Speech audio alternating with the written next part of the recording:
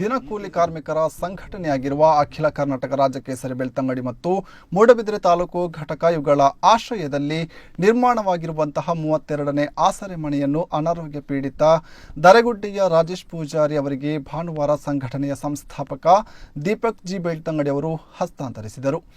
ದಕ್ಷಿಣ ಕನ್ನಡ ಜಿಲ್ಲಾ ಬಿಜೆಪಿ ಅಧ್ಯಕ್ಷ ಸುದರ್ಶನ್ ಎಂ ಕಾರ್ಯಕ್ರಮವನ್ನು ಉದ್ಘಾಟಿಸಿದರು. ಬಳಿಕ ಮಾತನಾಡಿದ ಅವರು, ಸಾಮಾಜಿಕ ಕಾಳಜಿ, ಸೇವಾ ಚಿಂತನೆಯಿಂದ ಯುವಶಕ್ತಿ ಸಮಾಜಮುಖಿಯಾಗುತ್ತಿದೆ ಎನ್ನುವುದಕ್ಕೆ ರಾಜ್ಯ ಕೇಸರಿ ಸಂಘಟನೆ ಉತ್ತಮ ನಿದರ್ಶನ. ಇಂತಹ ಸಂಘಟನಾತ್ಮಕ ಯುವಶಕ್ತಿಗೆ ಸಮಾಜದಲ್ಲಿ ಪ್ರೋತ್ಸಾಹ ಖಂಡಿತ ಲಭಿಸುವುದು ಎಂದು ಹೇಳಿದರು.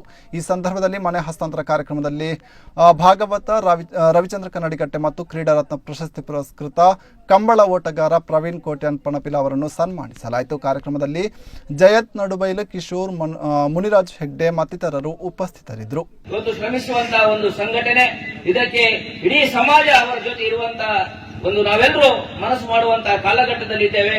ಈ ಭಾಗದ ರಾಜೇಶ್ ಎನ್ನುವಂತಹ ಒಬ್ಬ ಬಡ ಕಾರ್ಮಿಕ ಒಂದು ಆಯ್ಕೆ ಮಾಡೋದ್ರ ಮುಖಾಂತರ ಈ ಕೆಲ್ಲ ಬುತ್ತಿ ಅವರ ಇಡೀ ತಂಡಕ್ಕೆ ಮೂಡಬಿದಿರೆ ಹಾಗೂ ನಮ್ಮ ದಕ್ಷಿಣ ಕನ್ನಡ ಜಿಲ್ಲೆಯ ಅನೇಕ ಮಹಾನುಭಾವರು ಸಮಾಜಮುಖಿ ಚಿಂತನೆ ಮಾಡುವಂತಹ ಅನೇಕ ಉದ್ಯಮಿಗಳು ಇವತ್ತು ಸಹಕಾರವನ್ನ ನೀಡ್ತಾ ಇದ್ದಾರೆ. ಈ ಕಾರ್ಯಕ್ರಮದಲ್ಲಿ ಹಾಜರಿರ್ತಕ್ಕಂಥ ಜಯಂತ್ ನಡುಬೈಲ್ರವರೇ, ದೀಪಕ್, ನನಗೆ ರಾಜಕೇಸರಿ ಈ ಸಂಸ್ಥೆ ಬಗ್ಗೆ ಕೇಳಿದಾಗ ಕಳೆದ 7 ವರ್ಷಗಳಿಂದ ನಾವು ಮಾಡಿಕೊಂಡು ಬಿಡ್ತಕ್ಕಂಥ ಕೆಲಸ ಕಾರ್ಯ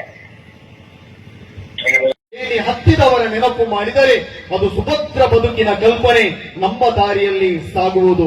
ಅಜಿತ್ನ ಪರಮ ಪುಣ್ಯ ಸೇವೆ ಮಂತ್ರ ರವಿಚಂದ್ರ ಕನ್ನಡಿಕಟ್ಟೆ ಬುಕ್ಕ ಪ್ರವೀಣ್ ಕೋಟೆ. ಅಖಿಲ ಕರ್ನಾಟಕ ರಾಜ್ಯ ಕೇಸರಿ ಸಂಸ್ಥೆ ಮೂಡಬಿದಿರೆ ತಾಲೂಕಿನಲ್ಲಿರುವಂತಹ ರಾಜ್ಯ ಕೇಸರಿ ಸಂಸ್ಥೆಯ ವತಿಯಿಂದ ಇವತ್ತು ಸಮಾಜಕ್ಕೆ ಒಬ್ಬ ಆಶ್ವಾಸನೆಯನ್ನು ಕೊಟ್ಟಿದ್ದಾರೆ. ಅದಕ್ಕೋಸ್ಕರ ಅವರಿಗೆ ನಾನು ಹೃತ್ಪೂರ್ವಕವಾದ ಅಭಿವಂದನೆಗಳನ್ನು ಈ ಸಂದರ್ಭದಲ್ಲಿ ಅರ್ಪಿಸ್ತಾ ಇದ್ದೇನೆ. ಭಾರತ ದೇಶ ಇವತ್ತು ಪೊಲೀಸ್ ಇಲಾಖೆಯಲ್ಲಿ ಪೊಲೀಸ್ ಅಧಿಕಾರಿ ರವಿ ಅವರು ಬಹಳ ಸೊಗಸ